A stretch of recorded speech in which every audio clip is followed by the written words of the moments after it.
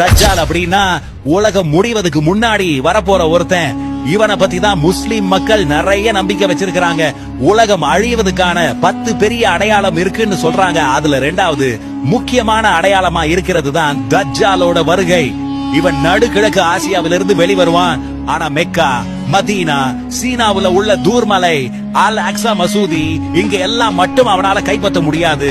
இதை தவிர்த்து உலகம் முழுக்க அவன் ஆட்சிக்கு வரும். தன்னையே கடவுள்னு சொல்லுவான். எல்லாரும் அவனை தான் வணங்கணும் அப்படின்னு கட்டாயப்படுத்துவான். மந்திரவாதி மாதிரி சில வித்தைகள் காட்டுவான். ஒரே ஒரு சாவு போனவனை உயிர்ப்பித்தும் காட்டுவான். அதனால மக்கள் நிறைய பேர் அவன் பக்கம் போயிடுவாங்க. அதுல பெண்களும் இசுபகான் பகுதியில இருக்கிற யூதர்களும் அதிகமா அவனை பின்பற்றுவாங்க. ஆனா கடைசியில சிரியாவில் இருந்து இறங்கி வர போகிற நபி ஈசா அலைஹிஸ்ஸலாம், அதாவது இயேசு நபி தான் இஸ்ரேலில் லூத் என்னும் இடத்துல தஜ்ஜால கொல்வாரு. தஜ்ஜால்னு சொல்லுக்கு அரபியில பொய்யன், கண்கட்டு வித்தைகாரன், மூடுபணி போடுபவன் அர்த்தம்.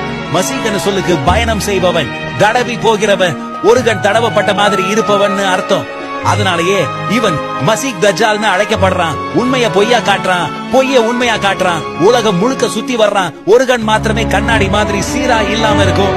இதோட உலகம் முடிவுக்கு முன்னாடி சுமார் 30 பேர் நாங்க தான் இறைவனின் தூதர்கள்னு போய் சொல்லுவாங்க. அவங்களையும் தஜ்ஜால்கள் அப்படின்னு முஸ்லிம் மக்கள் சொல்றாங்க. ஆனா அதுல கடைசியாக வரப்போகிற பெரியவன் தான் மசீக் தஜ்ஜால்.